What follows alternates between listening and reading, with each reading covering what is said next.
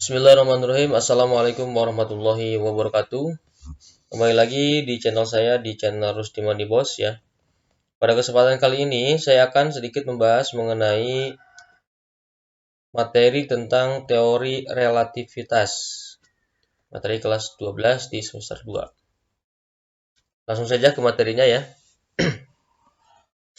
Yang pertama yaitu tentang transformasi Galileo. Nah, sebelumnya karena ini berhubungan dengan gerak, seperti yang telah kita ketahui bersama bahwa suatu benda dikatakan bergerak itu ketika dia melakukan perubahan posisi terhadap titik acuan tertentu. Nah, berkaitan dengan titik acuan ada yang disebut dengan titik acuan atau kerangka acuan inersia. Nah, kerangka acuan inersia adalah kerangka acuan di mana benda yang ditinjau dengan kerangka acuan tersebut tidak mengalami percepatan selama tidak ada gaya-gaya yang bekerja pada benda. Kemudian, ini berhubungan dengan prinsip relativitas Galileo ya, yaitu prinsipnya hukum-hukum mekanika adalah sama untuk semua kerangka acuan inersia. Kemudian, transformasi Galileo mempelajari bagaimana peristiwa fisika di dalam suatu sistem koordinat S yang bergerak dengan kecepatan tetap terlihat dari kacamata suatu sistem S aksen yang bergerak dengan kecepatan tetap yang lain. Nah, jadi transformasi Galileo ini membahas sebuah benda yang bergerak kemudian diamati oleh dua titik acuan yang berbeda. Yang satu bergerak dengan kecepatan tertentu, yang satu juga bergerak dengan kecepatan tertentu. Untuk lebih jelasnya kita perhatikan gambar berikut ya. Nah ini misalkan suatu benda ini bergerak nih. Ini bergerak ya. Ini ada si Hasan, ada si Ali. Nah si Ali ini mengamati, dia posisi dalam keadaan diam atau berjalan mulai, tapi dengan kecepatan konstan. Kemudian ini juga berjalan kan mobil ini dengan kecepatan tertentu ya, dengan kecepatan konstan atau jaraknya S aksen. Di sini juga ada S. Nah, kalau menurut supir ini, mungkin si Hasan ini tidak bergerak ya.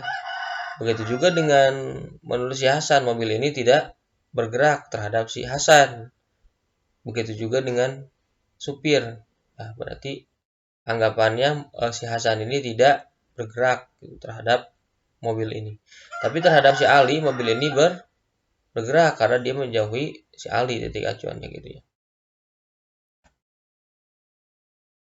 Nah, itu pembahasan dari transformasi Galileo jadi terhadap dua titik acuan yang berbeda seperti itu.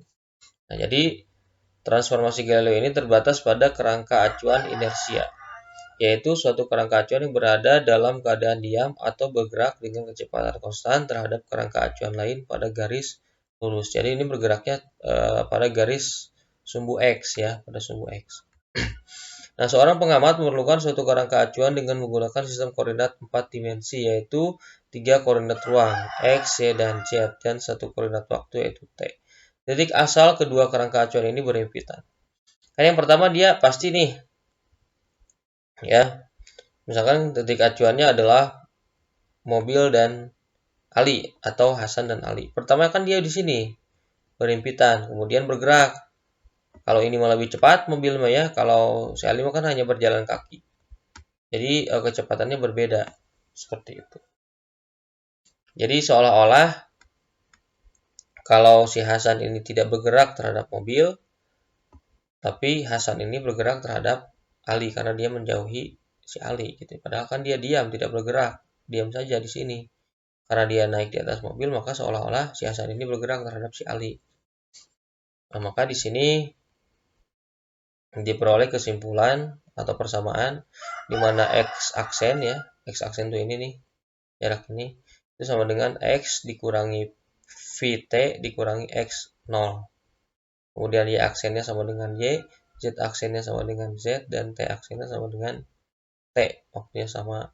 Jadi yang membedakan di sini hanyalah X-nya saja atau perubahan benda ini ya terhadap sumbu X. Itu di mana X aksen sama dengan X aksen ini nih. Saya itu sama dengan X ya. Ini X ini dikurangi VT, nah dikurangi ini, dikurangi X0 atau posisi awal, seperti itu. Next, yang berikutnya adalah teori relativitas khusus. Nah, teori relativitas khusus didasarkan pada dua postulat Einstein, yaitu sebagai berikut. Yang pertama, menurut postulat Einstein, yaitu hukum fisika dapat dinyatakan dalam bentuk matematis yang sama, meskipun diamati dari kerangka acuan yang bergerak dengan kecepatan tetap terhadap kerangka acuan yang lain. Kedua, kelajuan cahaya dalam ruang hampa adalah konstan untuk semua pengamat, yaitu tidak bergantung pada gerak sumber cahaya maupun pengamat.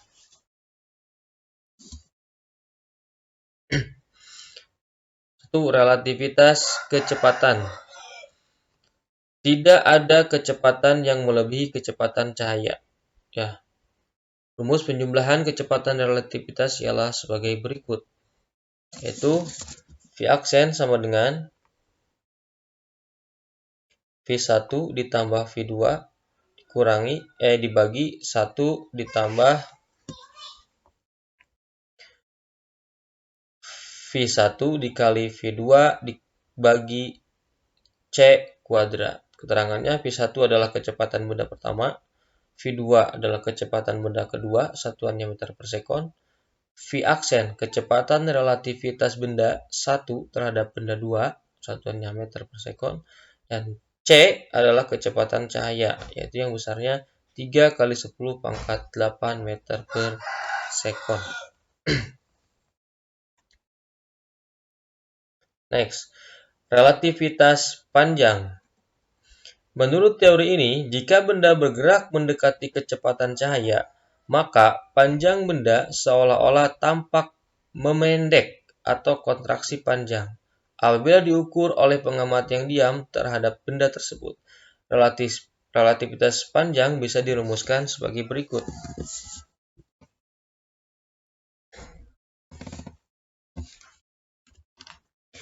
L sama dengan L0 dikali akar dari 1 dikurangi V kuadrat dibagi C kuadrat, di mana L adalah panjang benda pada kerangka bergerak, yaitu M. L0 adalah panjang benda pada kerangka diam, dan V adalah kecepatan benda terhadap kerangka diam, dan C adalah kecepatan cahaya, yang besarnya 3 kali 10 pangkat 8 meter per sekon. 3. Relativitas massa. Jadi, kalau kata Einstein, massa benda yang bergerak, M, akan lebih besar daripada massa benda tersebut saat diam. Nah, rumusnya adalah sebagai berikut. Di mana M sama dengan M0 dibagi akar dari 1 dikurangi V kuadrat dibagi C kuadrat, di mana M adalah massa benda saat bergerak, satuannya kilogram, dan M0 adalah massa benda saat diam, satuannya kilogram. V adalah kecepatan benda terhadap kerangka sekon, dan C adalah kecepatan cahaya, besarnya 3 kali 10 pangkat 8 meter per sekon. Selanjutnya, relativitas waktu atau dilatasi waktu, yaitu merupakan waktu yang diukur oleh sebuah jam yang bergerak terhadap kejadian lebih besar daripada jam yang diam terhadap kejadian. Relativitas waktu bisa dirumuskan sebagai berikut, yaitu delta T sama dengan T0 dibagi akar dari 1 dikurangi V kuadrat dibagi C kuadrat, di mana delta T adalah selang waktu yang diukur oleh pengamat yang bergerak terhadap kejadian, satuannya sekon. Delta T 0 adalah selang waktu yang diukur oleh pengamat yang diam terhadap kejadian, dan V sama dengan kecepatan benda terhadap kerangka diam, satuannya meter per sekon, dan C adalah kecepatan cahaya, di mana besarnya 3 kali 10 pangkat 8 meter per sekon. Kemudian kesetaraan massa dan energi. Menurut Einstein, jika terjadi penyusutan massa, maka akan timbul energi. Hal ini menunjukkan adanya kesetaraan massa dan energi. benda yang diam maupun bergerak memiliki energi. Energi saat benda diam dan saat bergerak atau energi total dapat dirumuskan sebagai berikut. Di mana I0 sama dengan M0 dikali C kuadrat dan E sama dengan M kali C kuadrat sama dengan M0 dikali C kuadrat dibagi akar dari 1 dikurangi V kuadrat dibagi C kuadrat.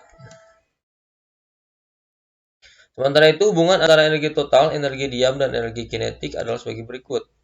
Di mana E sama dengan E0 ditambah energi kinetik.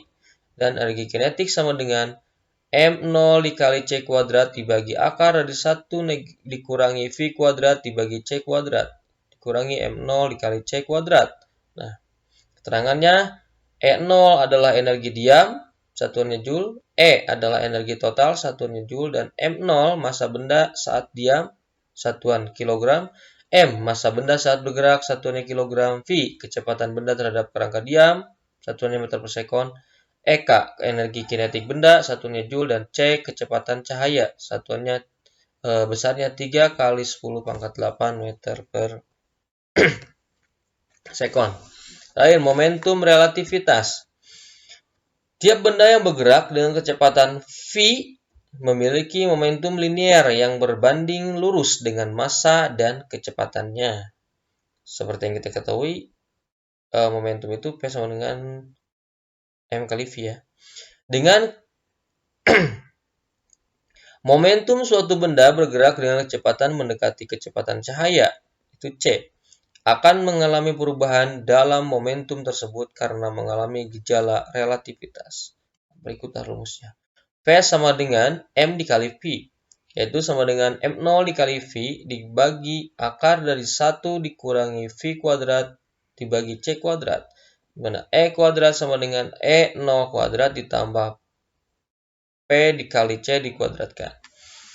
Keterangannya P momentum relativitas, satuannya Newton sekon. M0 massa benda saat diam, satuannya kilogram. E energi total, satuannya Joule. E0 energi diam, satuannya Joule. Dan V kecepatan benda terhadap kerangka diam, satuannya meter per sekon. Dan C kecepatan cahaya, satuan besarnya 3 kali 10 pangkat 8 meter per sekon. Nah, itu sedikit penjelasan mengenai materi tentang teori relativitas. Ya, di materi ini yaitu yang dibahas tentang transformasi Galileo dan postulat Einstein ya. Yang dalamnya menyangkut beberapa relativitas. Nah, mungkin cukup sekian dulu penjelasan kali ini. Nanti akan kita bahas contoh soal dari masing-masing pembahasan yang tadi telah dibahas. Terima kasih. Saya akhiri. Assalamualaikum warahmatullahi wabarakatuh.